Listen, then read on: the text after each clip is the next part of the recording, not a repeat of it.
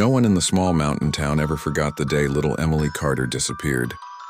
It was the summer of 1996, bright, warm, peaceful, until the moment a frightened mother ran through Main Street screaming her daughter's name. For 10 years, the case remained the town's deepest wound, a mystery that hollowed out families, ended marriages, and left an entire community terrified of the shadows. The police searched for months, volunteers combed every forest path, and posters of Emily's smiling face hung so long that the ink faded, but not a single lead ever surfaced. People eventually stopped searching, but they never stopped wondering. What really happened to the girl with golden hair and a voice that could light up a room? Some whispered she had been taken.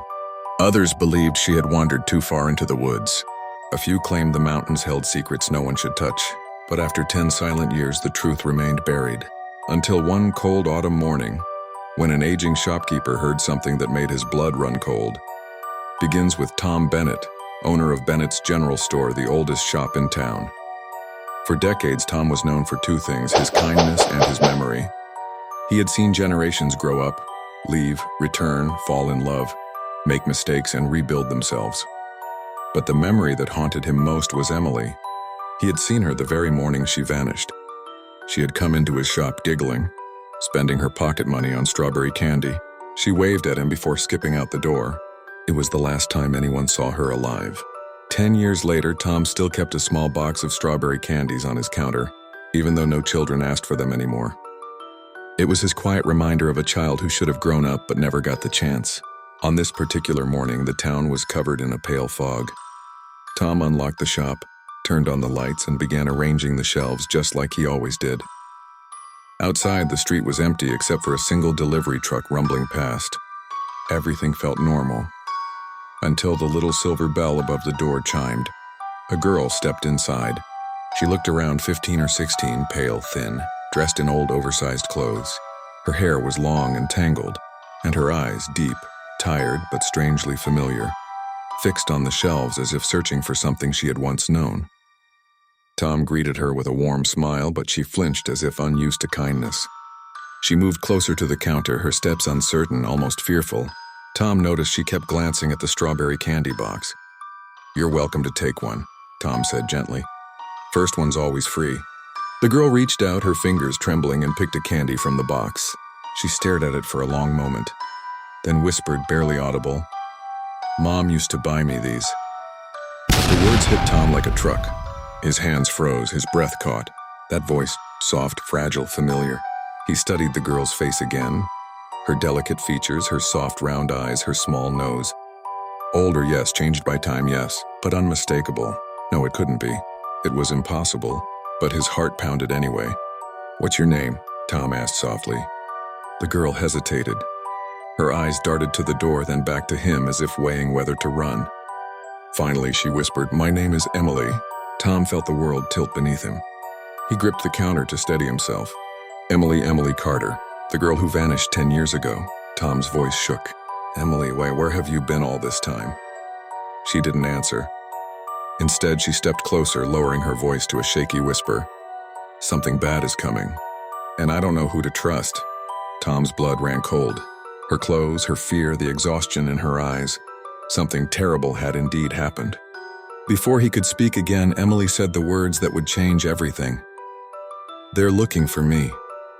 Please help me." And then the bell above the door rang again. Someone else had entered the shop. The shopkeeper, Mr. Hale, couldn't shake off the strange encounter. The girl's voice still echoed in his mind, soft, nervous, almost desperate. She had asked for a map of the old forest trails, the ones that had been closed for years, and then she vanished, not walked away, not ran. She simply wasn't there anymore when he turned back around. He kept replaying the moment in his head as he closed the store early that day, something he hadn't done in 25 years. The bell above the door chimed as he locked it, but even that familiar sound gave him chills. Something about the girl had stirred memories he long buried. The posters, the search parties, the late-night news reports. 1996, the year the little girl disappeared. Her name had been Emily Carter. She was bright, cheerful, always seen in a yellow dress. And just like that, one afternoon she vanished from the old forest trail behind the town. No trace, no clues. No suspects. The police searched for months. Her parents never recovered from the loss. The town moved on, but her disappearance remained the town's darkest mystery.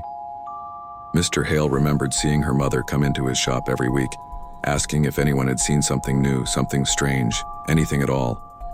She stopped coming after 2001 when she had finally accepted, or tried to accept, that Emily was never coming home.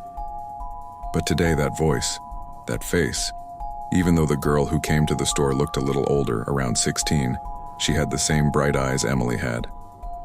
The same nervous laugh, the same way of holding her hands together like she wasn't sure she belonged anywhere. Mr. Hale tried to convince himself he was imagining things. After all, it had been 10 years. People change, memories fade, but one detail refused to leave his mind. She had asked about the trail where Emily disappeared, and the way she whispered it, almost like she already knew the path by heart. As he walked home, the streetlights flickered in the cold evening air. The town was quiet as always, a calm, peaceful place where nothing ever happened anymore. But tonight the stillness felt wrong, like the town was holding its breath. When Mr. Hale reached his house, he noticed something on his doorstep, an old paper map, the same type he sold in his store. Except this one was ripped, stained, and crumpled like it had been buried underground for years. He hadn't brought it home. He was sure of that. His hands trembled as he picked it up. Someone had circled a spot deep in the old forest, the abandoned cabin near the river, a place sealed off since the disappearance. And beside the circle, written in shaky handwriting, were 5 words: "She's still waiting for you." Mr. Hale's breath caught. He looked around his porch, scanning the darkness for anyone lurking.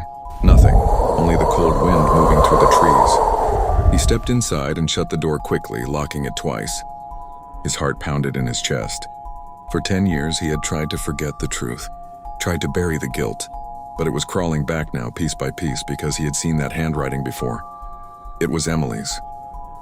He remembered her leaving little notes when she visited his shop as a kid, small drawings, scribbles, messages for fun. And this handwriting was identical. Suddenly the phone rang, jolting him. When he answered, no one spoke.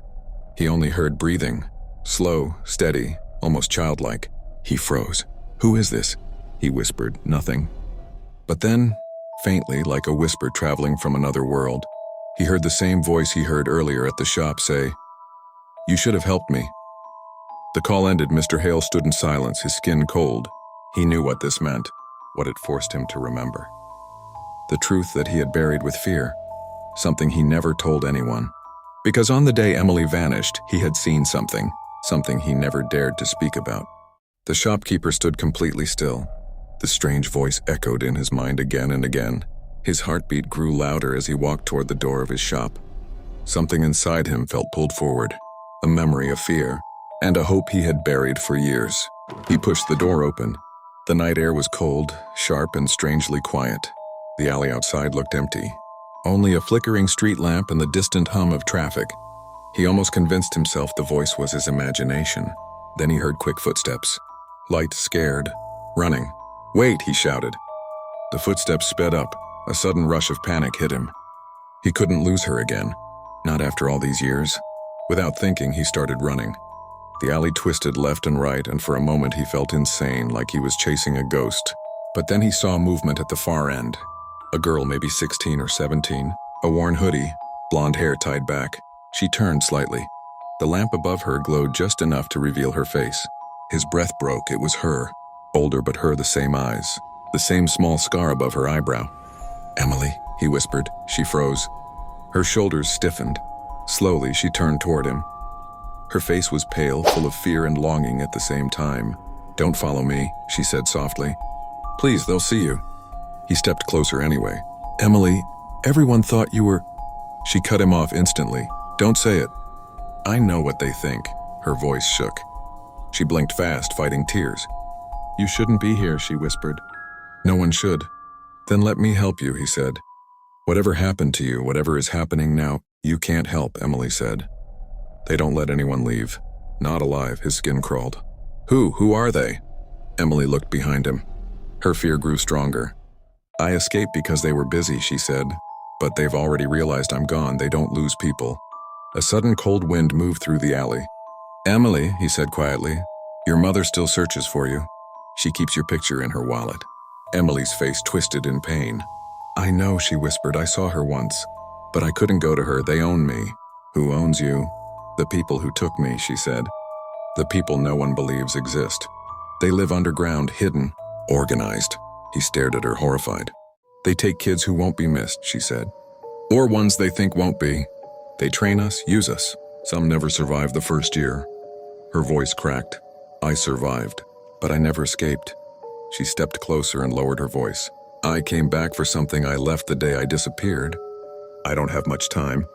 What did you leave? Proof, she whispered. Suddenly, a metallic click echoed behind the dumpsters. Emily's face turned white. They're here. She grabbed his wrist tightly. Listen, if you truly want to help me, then trust me completely. I do, he said. Then stay quiet, don't move. Don't look back. Heavy footsteps approached, strong, organized, not normal people. Emily quickly pressed something cold and small into his hand. Hide this, whatever happens, don't lose it. Emily, go now, she begged. He tried to run, but before he could take more than a few steps, a deep voice thundered behind them, powerful and commanding. Emily, stop right there. The shopkeeper froze, Emily gasped. And slowly, shaking, she turned around. The shopkeeper's heart pounded as Emily stepped closer, her voice trembling yet stronger than it had ever been. My name is Emily Carter, and when I disappeared in 1996, she said. The officers froze. The woman claiming to be Sarah's mother gasped, her bravado vanishing instantly. Sarah stared between them, confused but hopeful, searching for truth in Emily's eyes. Emily continued, I wasn't kidnapped by a stranger. I was hidden by someone who pretended to save me. Every word weighed heavily in the small shop as she pointed at the woman. Her. The woman shook her head rapidly. She's lying. She's been confused since I found her.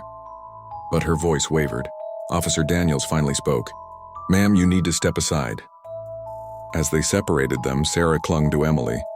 What do you mean, hidden? Emily swallowed hard. It was time to reveal everything she had kept buried for 10 long years. I was 7 when I went missing. I got lost near the market. This woman found me, told me she would help me, but she never took me to the police. She kept me far away from everyone. The woman shouted, she was abandoned. I rescued her. Emily shook her head. I begged to go home. She wouldn't let me. Her voice cracked. I thought my parents were gone. I thought no one was looking for me anymore. The shopkeeper stepped forward gently. Emily, they searched for years. Your family never stopped. Tears streamed down her face. Even after all this time, the idea that she had been loved, missed, and searched for was overwhelming. Can I go home? She whispered. Officer Daniels nodded. We've already contacted the missing persons unit and your family. Emily gasped, a mixture of fear and hope twisting inside her. Sarah squeezed her hand. You're going to see them. Emily nodded slowly. Yes, I think I am. But before they could leave, Sarah pulled Emily close. What's going to happen to her? She whispered, glancing at the woman who had raised her. Emily hesitated. Even after everything, a small part of her remembered moments of kindness, fabricated or not. That's for the police to decide, she said softly. The woman's expression crumbled. For the first time, guilt, not control, filled her face. As the officers escorted her out, she whispered, I only wanted a daughter. Emily didn't respond. She didn't know what to feel. The shopkeeper helped Emily and Sarah wait in the back room. Minutes crawled like hours until a knock sounded at the door. 2 detectives entered quietly. Emily, your family is here. Her breath stopped. She walked out slowly, Sarah holding her hand tightly. Outside the shop stood a couple, older, worn but unmistakable, her mother and father. Her mother gasped, covering her mouth, tears instantly spilling. Emily, my baby, her father's voice broke. We never stopped looking. Emily ran into their arms, sobbing uncontrollably as they held her like something precious they thought they had lost forever. Sarah stood back, smiling sadly, until Emily turned and waved her over. She helped me, Emily said. Her mother knelt, hugging Sarah too. For the first time in years, Emily felt whole. No longer lost, no longer hidden, no longer afraid. As the sun set behind them, she looked back at the shopkeeper who had listened when no one else had. A single look of gratitude passed between them, and for the first time since 1996, Emily Carter walked home with her real family, ready to reclaim the life stolen from her a decade ago.